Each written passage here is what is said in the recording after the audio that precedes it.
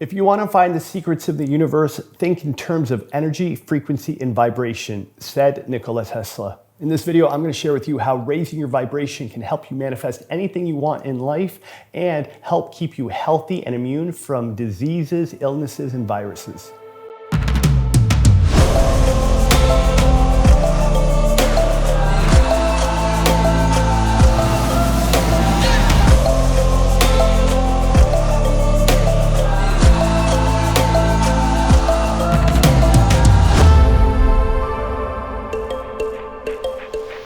We are all energy. Everything in our universe is energy, all just little atoms and particles vibrating at their own frequency to create the unique shapes that we all are. This couch I'm sitting on, that tripod holding my light, the skin, my body, are all just energy vibrating at their own frequency.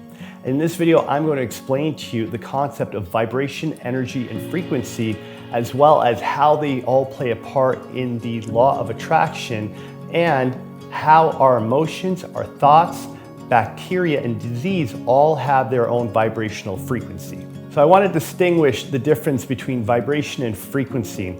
Vibration is the movement that the atoms and particles make caused by energy. Frequency is measured in hertz, and this measures the rate at which the vibrations and the oscillations of the atoms occur.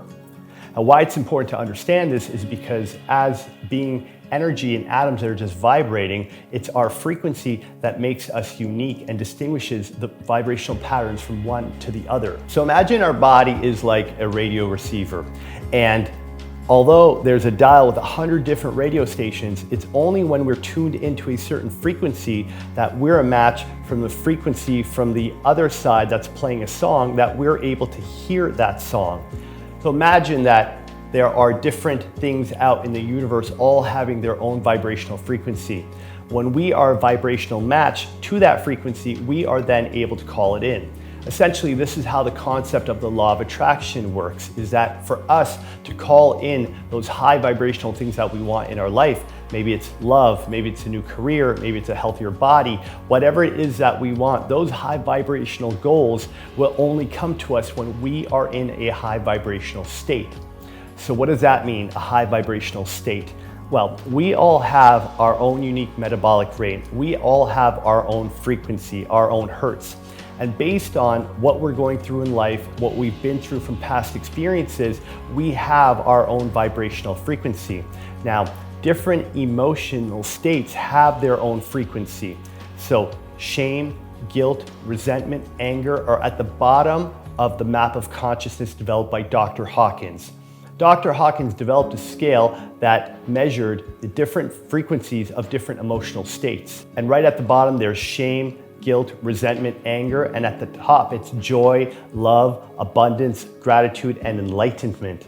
So based on how we are feeling about ourselves, about the world, about our relationships, about our financial situation, it is going to impact our vibrational frequency. Understanding where you're at on the map of consciousness and what your vibrational frequency is very, very important. This is why I urge people to do their shadow work and to deal with those past emotions. See, when we go through a traumatic experience in life, there's an emotional reaction. That emotional reaction becomes an electromagnetic energy pocket of stored energy in our body. And if that is a negative pocket of stored energy, that energy is going to create a blockage. Not only will it become a blockage, but I believe that ultimately it will become disease or illness. And I invite you to consider this. Imagine water flowing down the river, just like our energy system flowing around our body, around up through our chakras, constantly just flowing. Now, when there is an energy blockage due to a traumatic experience, some of that energy pulls off to the side. It gets blocked.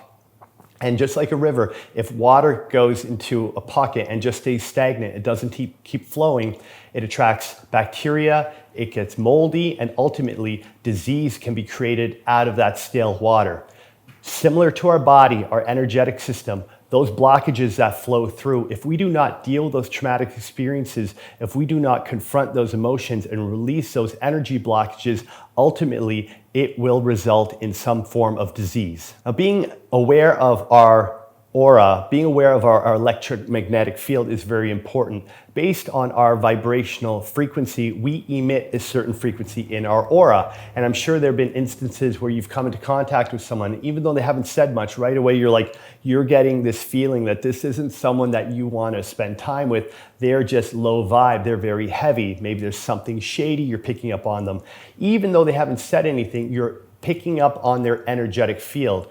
Our aura, the electromagnetic energetic field that we give off, can span as wide as 6 meters around us, so that we come into contact with people and they are able to interpret our vibe, our energy, before we even say anything. I'm sure as well you've had someone walk in the room before and right away you're drawn, you're intrigued. There's something about this person. Maybe it's their confidence, maybe it's their glow. They're just exuding this magnetic energetic draw to them.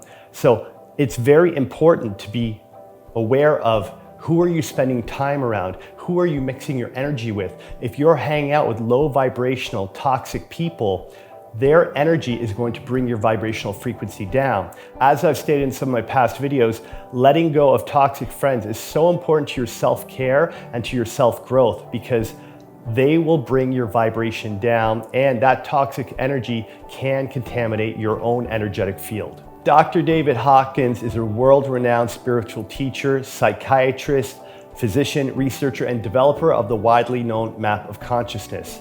Now, in this diagram, map of consciousness, he illustrates how emotions from shame all the way to enlightenment have their own vibrational frequency. And in his book, Power versus Force, he shares that over 99% of the human population are at a baseline hertz of about 200.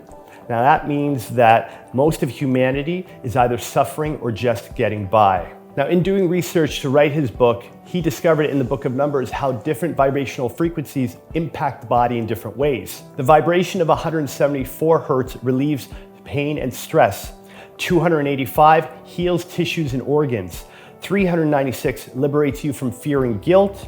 417 facilitates change.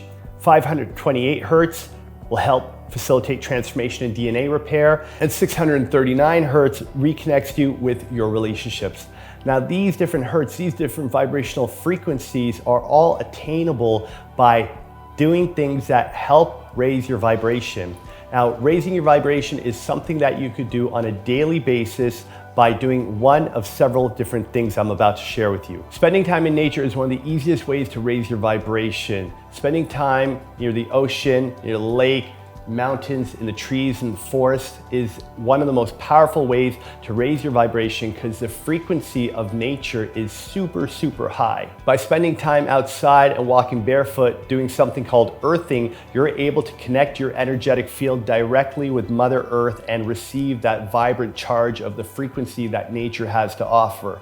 Now, I know for some of you living in colder climates right now, walking around barefoot may not be possible. However, when the temperatures do warm up and the snow thaws, take off your shoes and socks, walk barefoot, and get reconnected to Mother Earth and just ground in. When we spend an extended period of time in nature, our bodies naturally harmonize to the high vibration of the trees, the birds, and all the beautiful creatures and natural surroundings. Even if it's just a 10 or 15-minute hike that you take in nature, stay off your device, walk around, be present, feel the earth beneath your feet, and just enjoy and take it all in. It's been reported that we have 60 to 70,000 thoughts per day, and 90% of those thoughts are the exact same. So it's very important that you're aware of your thoughts. Are you speaking about yourself and others in a positive or negative way?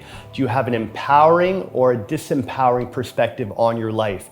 Because whatever you choose to believe, those thoughts will create your reality. If you believe them over and over again, you will manifest those thoughts. So it's very important to pay attention to the thoughts that you're having and being able to just pause and really disseminate whether or not these thoughts are empowering you or disempowering you. And this is why meditation is so important. It allows us to slow down our thoughts, observe them, and let them go if we choose to dismiss them. If we do have thoughts that come into our mind and they are disempowering, we can consciously choose to let them go and not have those thoughts become our reality. One of the most important things that we can also be aware of with our thoughts is forgiveness and compassion. Being able to let go of any resentment, any animosity or anger that you have to others in your life will be a very, very powerful way to raise your vibration. Because raising your vibration is not only doing high vibrational things, it's also letting go of those low vibrational emotions that are keeping you in a low vibrational state. Forgiveness, compassion, empathy are some really, really powerful emotions that you can choose to embody that will help you raise your frequency. Another thing to be very mindful of as you're observing your thoughts is the complaining that you may be doing. Rather than focusing on the lack, what you don't have, or you thinking that you're not enough, remember that your words create your world. And if you're complaining and talk about how crap your situation is, you are just reinforcing that belief that you are in a crappy situation. So if you're calling a situation difficult or challenging, reframe that and see it as an opportunity to grow, to learn. I know that 2020 was a very challenging year for many of us. However, it was a year that provided me with tremendous growth, tremendous learning, and the opportunity to expand. Because of what I went through, it completely blew my world apart and gave me the opportunity to learn new things and rise above. So no matter what's going on, no matter how crappy your situation is, you may not be able to control what's happening, but you do have the ability to control how you experience what you are experiencing. You can always choose a new perspective, reframe the narrative, and take a more optimistic perspective on what you're currently dealing with.